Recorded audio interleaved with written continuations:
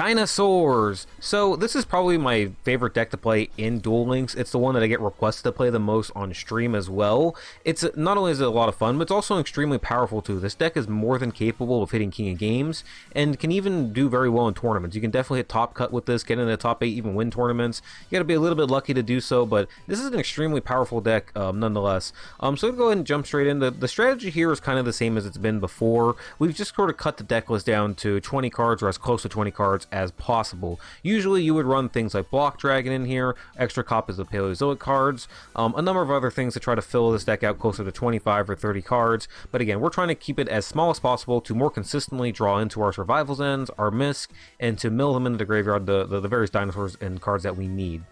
So again, the strategy hasn't changed much. We're using the Lightsworn engine in here, Charge and Raiden. We want to mill our dinosaurs in the graveyard, particularly Miscellaneousaurus.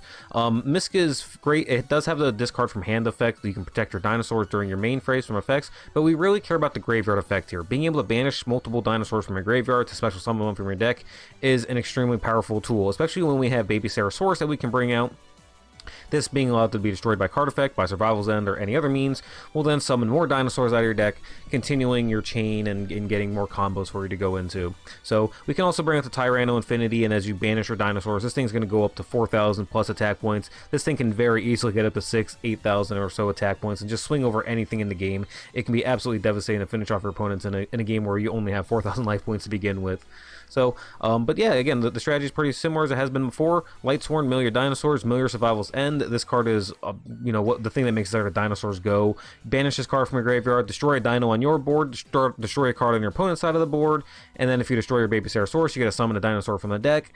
It is extremely powerful. You can also, if you have multiple Survival's End in your graveyard, banish them at the same time to destroy the same dinosaur monster, then pop multiple cards on your opponent's side of the board. It's extremely flexible. It is just an insanely powerful card. Survival's End is what makes dinosaurs really strong here in Duel Links, and just having the small deck where we can very easily mill them off with the Lightsworn engine just makes it that much more so. So to go ahead and get into the full deck list, we're starting off, we have Labyrinth Builder as our skill. Labyrinth Builder is phenomenal with this deck because well, a couple things. One, it puts a normal monster on the board. Survival's End has a second effect that, well, it's actually technically its main effect, right? You can destroy a normal monster on your side of the field to summon a dinosaur from your deck, or from either side of the field, right? So Labyrinth Wall gives us an immediate way to fill that requirement by just sending 2 cards from your hand to the deck to summon it to the board. Also, another huge problem that dinosaurs have is milling all their dino monsters. Like, you want to keep some of your Baby Sarosaurus and Tyranno Infinities in the deck, and if you mill and draw into all your copies, you sometimes can't do the exact combos or plays that you want to. So having this skill allows you to shuffle cards from your hand back into the deck just lets you just, you know, get around that sometimes. Sometimes you mill 2 Tyrannos, you have 1 in your hand, you can shuffle it back in and summon it from your deck with your combos and be able to play through everything. So it definitely is helpful in that sense as well. So getting into the rest of the deck list though, we have 3 Miscellaneousaurus. This card is extremely powerful. It's tough to get around using 3 copies of it, not having 3 copies, because it's just such a powerful card and tool for this deck, being able to summon whatever you need out of your deck to get into your plays. We have the 1 of Giant Rex. This is great for just getting just as free material, right? Every time you banish it, special summon it back to the board, so you can go into your Synchro plays with your Raiden or go into XYZ plays. Giant Rex is extremely powerful. Can't attack directly with it, but that's okay because, again, you're going to be using a lot of times to go into your extra deck options. We have 2 Raiden. You can definitely bump this up to 3. I cut it to 2. You do run the risk of activating Charge and milling your Raiden and then not having a target to search for, but we care more about the mill sometimes we do about actually having the tuner on the board and the body, but sometimes the mill is just the most important thing. But it does happen sometimes, but you can bump this up to 3 if you find that's a problem.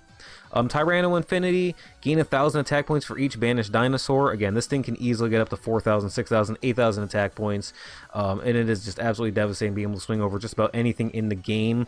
You can cut this to 2 as well. I like it at 3 copies. I hate milling my 2 copies and not being able to go into 1 to finish off my opponent. I also have the 3 Baby Sarosaurus in here. Again, another extremely powerful card for the dinosaur engine. I think you probably want to keep this at 3. I guess you could try to cut this to 2, but this is one I would also want to keep at 3. We also have the Megalo Smasher in here. You can very easily swap this out though for one of the other, like Sabersaurus or Twin-Headed King Rex. Any normal level 4 dinosaur with a bunch of attack points will do here. We also have 2 Charged Light Brigade, 2 Paleozoic Canadia, 3 other Survival's End, and 2 Paleozoic Remoras. You can cut the Paleo cards out completely. I decided and then go with either more dinosaurs or more mill cards. I decided to keep them in this deck and go with 22 cards instead of 20, like most people have been doing with dinosaurs lately. Just to have a little bit of extra protection in there with the Canadias. But you can definitely cut these out and go down to 20 cards, or you know, cut out the Morellas if you like as well.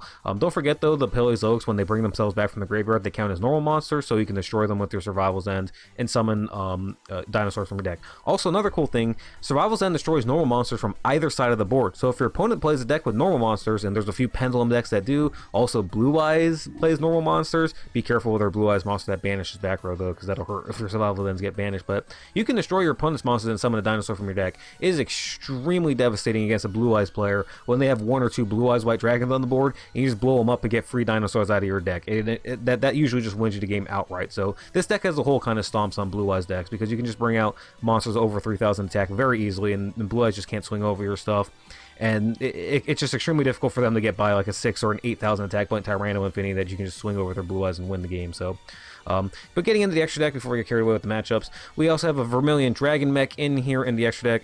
Great for blowing up your opponent's back or cards in general. We can banish the Raiden to fill its requirement. We also have Scrap Dragon in here. You can blow up your own Baby Sarasaurus and then blow up an opponent's card and then get the summon out of your deck off the Baby Sarasaurus effect. You can also use it to put your Paleozoic or your Survival's End cards in the graveyard as well. We also have the Brionac. You kind of need a level 6 Synchro in here. This could also be Coral Dragon just fine. We also have 1 Abyss Dweller, 1 Malevolent Sin, 1 Steel Swarm Roach, 1 Diamond Dire Wolf. These are interchangeable too. I think Malevolent Sin is probably the best one, but go with whatever rank 4s are best or suiting your needs or suit the metagame you end up playing in. But we have access to, you know, a wide variety of the rank 4 toolbox here, and these are just the 4 that I chose to go with here to you know, to get by. But again, yeah. This is sort of the way the deck's been going lately. People have been moving more towards a 20 card build with dinosaurs instead of the traditional 25 to 30 card, you know, bigger decks that people are running. And I kind of like this. We can more, like I said, we can more consistently draw into the dinosaurs we need, more consistently mill our Survival's End, mill our Miscellaneousaurus. I think it's a good thing to add that consistency, because that's the biggest thing this deck lacks, right, is consistency. If this deck is getting into its combos and it's going off, he can so easily put out 8,000, 10,000 damage in a turn super fast. I mean, there's no other deck in the game that can spit out damage as fast and as massive as a dinosaur deck does. It's just a matter of being able to consistently get to it, and so moving to this 20 card deck is very helpful in trying to get to that point. And I'm glad that we're sort of moving this way with the build. So we'll go ahead and jump straight into the gameplay videos. They're going to be a little bit different. I'm not going to be doing them live this time. I'm testing out some different things on the channel.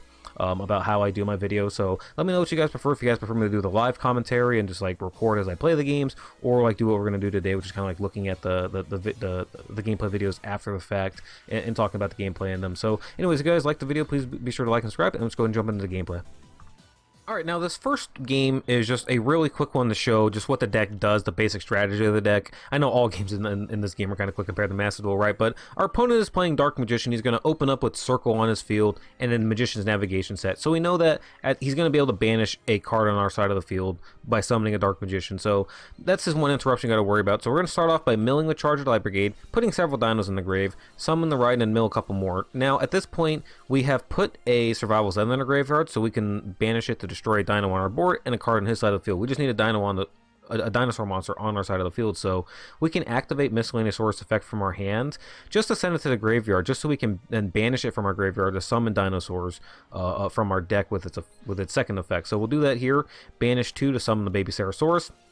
At this point, he's going to try to go with the Magician's Navigation to summon a Dark Magician and banish my monster with the Dark Magical Circle. But Survival's End can be chained to cards like this. Like, you can chain Survival's End as like a quick play like effect, where you can chain it to things like Dark Magical Circle and other stuff like that. So we'll chain it here, destroy our Baby Sarasaurus, destroy the circle so that he won't banish anything. And then he's going to summon his Dark Magician, as well as a Spellcaster from the deck. But again, no banishing anything because the circle's gone. So Baby Sarasaurus effect activates, summon our dinosaur from the deck. Going to bring out the Scrap Dragon. At this point, we're just going to set the Survival's End and put it in the graveyard by destroying it using Scrap Dragon's effect to destroy one of his monsters and swing out the other one to clean out the board. He has one of the new cards here, Strength and Unity. He just uses it to re-add Dark Magician to his hand, and at this point, he just doesn't have enough to to finish me off, right? We're just going to summon a monster, destroy his back row, And once that happens, Mist can banish 4 cards, summon the Tyranno Infinity, and it'll come out with well over 4k attack points here at 6,000, and there's just nothing he's going to be able to do at this point. So that's just kind of just a real quick base strategy what the deck wants to do, right? You activate your Light Sworn cards, mill your dinos in the graveyard, mill Survival's End in the grave, bring Baby Ceratosaurus out, pop it with Survival's End, clean out your opponent's field so they have nothing less, then slam down a big 4,000, 6,000 attack point dinosaur and finish the game. Super easy strategy, super base, you know, just that's exactly what this deck wants to do. That's just a real quick replay to show this is what you're trying to do with the deck, you know, on a game-by-game basis. All right, we got a trap-heavy hands here, which isn't a bad thing. We just got to make sure that we can actually, like, trigger our trap, trigger our Survival's End, and actually be able to play. So this is where our skill is going to come in super handy, right? We have 2 Survival's End in hand. They need a normal monster on the field to activate their effects, to destroy, summon from the deck, and then put them in the graveyard. So we're going to get that by activating our skill here, Labyrinth Builder. We've already put a Baby Ceratosaurus on the field to use as structure to destroy with our Survival's End and summon from the deck. So activating both Survival's End one after the other, we want to kind of load up our graveyard with dinosaur monsters at this point. So we're going to summon the Megalo Smasher and then destroy it just to fill up our graveyard a little bit more, get the second Survival's End off. So now activating both the Survival's End, targeting, destroy his monster, destroy one of his back row cards. He's going to try to chain a Canadia, but you know it doesn't matter. If Baby Ceratosaurus leaves the field, once Survival's End's been activated, it doesn't matter if you Book of Moon it, it doesn't matter if you bounce it back to hand or destroy it. Once Survival's End's been targeted, it's going to destroy the cards, and there's nothing your opponent can do to stop that. They have to like lance their own monster or whatever to protect it. They can't just do something about your Baby Ceratosaurus. So in the end phase, Mist dies, but it's okay. It's in the graveyard. It's kind of what we want to do with it. So now at this point, he just has 1 back row left now. We're going to go into Diamond Direwolf, pop his back row to clean out his board, and now Mist can do its job. Banish 4 dinosaurs from the deck, bring out a 4,000 attack point Tyranno Infinity, 1 hit, swing through for game. Another real quick easy win. Again, it's just a very simple strategy with this deck, right? Every game's going to look a little bit different because it's not like, you know, just like the exact same play every game, but you're running the same basic kind of strategy. You want to mill your dinosaurs, mill your Survival's Ends, get them into the graveyard somehow, you know, blow up your opponent's back row, and then summon that big 4,000 plus Tyranno Infinity and swing for game. Alright, so now we have a Dragoonity matchup here.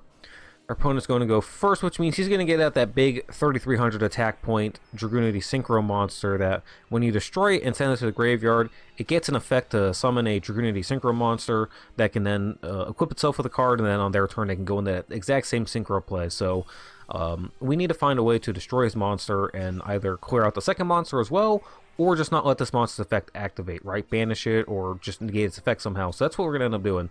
So once again, we luckily top deck Charger Light Brigade as our last card here. Mill off some dinosaurs. We actually milled off all 3 miscellaneous saurs here, which could be a good thing, could be a bad thing too if we don't get enough other dinosaurs in the graveyard to banish, because we don't want to banish all of our misc. So we're going to activate our Labyrinth Builder skill. We managed to mill a single Survival's End, and we still have 1 in hand. So having the 1 in hand, we need a normal monster on the field to pop to destroy to activate its effect. Labyrinth Wall fits that requirement, and we still have another one here, so we'll be able to destroy like 2 cards on this side of the field. But again, we still have to worry about this thing's effect going off. So we're going to summon the Baby Ceratosaurus, activate the Survival's End, clear out his back row, just not sure what it was, it's just a Sekiretsu armor. Now we can go for the Abyss Dweller, and Abyss Dweller can negate the graveyard effect of the Ascalon, his Dragoonity monster that we're so scared of. So bring out the Abyss Dweller, we're going to activate Survival's End, it's going to destroy our monster. Bring out a Baby Ceratosaurus, we're going to activate the Abyss Dweller so that he cannot do anything with his Ascalon, destroy it, send it to the graveyard, no effect, and then we're going to have a dinosaur on the field here, and our opponent's just going to scoot because he has nothing left at that point to come back with. So that's just kind of like an example of like using the toolbox, so, you know, their advantage.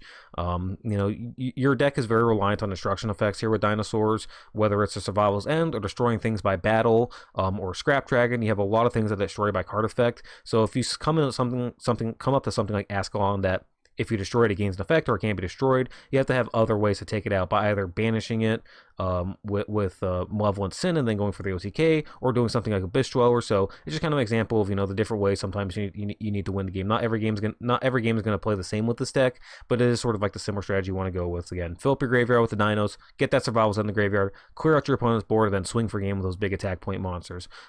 Anyways, that's it for this video. Thank you guys for watching. Again, please leave feedback and comments on how you guys like this the format. I'm still not sure how I want to continue to go about these, if I want to do these live gameplays, or if I want to do them like looking after the fact like we did here. So please let me know in the comment section. It really does help, and I appreciate the feedback. And thank you guys so much for watching the video. Have a wonderful rest of the day.